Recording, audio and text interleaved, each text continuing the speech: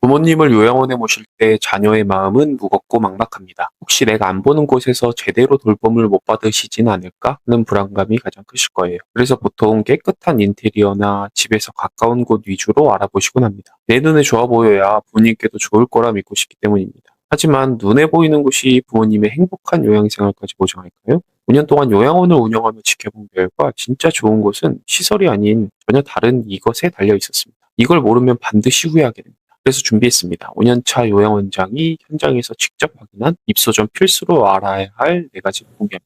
이 기준만 알아도 부모님이 요양원이 아닌 두 번째 집처럼 편안해 하시는 모습을 보게 될 겁니다. 첫 번째, 냄새입니다.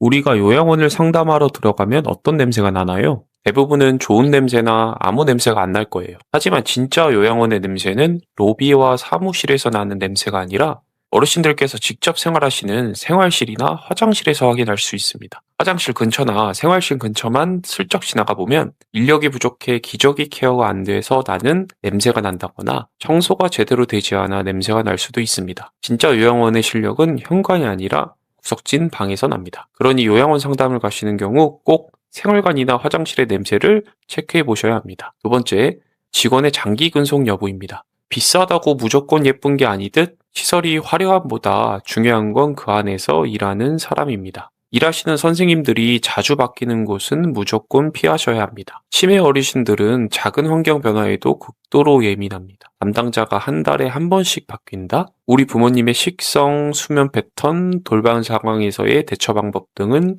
잘 모르게 된다는 뜻입니다. 상담을 가셔서 일하시는 선생님들의 평균 근속 연수를 여쭤보세요. 최소 2년 이상 된 분들이 많다면 그곳은 일단 합격입니다. 세 번째, 면회 제한 여부입니다. 인터넷이나 주변 요양원을 알아보면 어르신 적응을 핑계로 면회 횟수를 제한하는 곳이 참 많습니다. 하지만 5년 넘게 현장에서 요양원을 운영해 본 제 입장에서 솔직히 말씀드리면 이건 보여주기 싫은 무언가가 있을 확률이 90%입니다. 진짜 투명한 곳은 보호자의 방문을 언제든지 환영하거든요. 면회가 까다롭다면 어르신이 과도한 약물에 취해 있거나 위생 상태가 엉망일 가능성을 고려해 보셔야 합니다. 우리 부모님의 요양원을 모신다면 언제든 얼굴을 뵙고 소통할 수 있는 개방형 요양원을 선택하는 게 좋습니다. 네 번째, 약물 및 억제대 사용 원칙입니다. 요양원 입소를 고민할 때 가장 걱정되는 부분이 바로 치매 케어입니다. 장기 요양 등급을 받으신 어르신 대부분은 배회의 폭력성, 고성방과 같은 치매 증상을 보이시곤 하죠. 이때 요양원의 진짜 실력이 드러납니다. 실력이 없고 일손이 부족한 곳은 어르신이 조금만 돌발 행동을 해도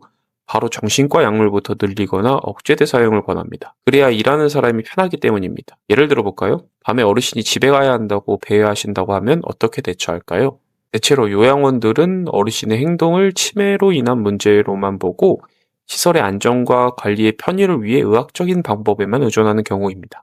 이렇게 되면 어르신이 밤에는 조용해질지 몰라도 낮 시간에는 기운이 없어 처져 계시는 등 일상의 활력을 잃게 될 우려가 큽니다. 하지만 진짜 좋은 요양원은 약 이전에 환경의 변화부터 고민합니다. 이 어르신이 왜 이 시간에 밖으로 나오셨는지 그 이유부터 찾습니다. 낮 동안에 활동량이 너무 적어 에너지가 남으신 건 아닌지 혹은 이 낯선 환경이 주는 불안함 때문인지 그 이유를 찾으려고 합니다. 그래서 해당 어르신의 맞춤형 산책을 늘린다거나 이 활동적인 프로그램에 참여를 유도하거나 정서적인 안정을 돕는 여러 활동을 통해서 자연스럽게 수면의 질을 높이는 방법을 고민합니다.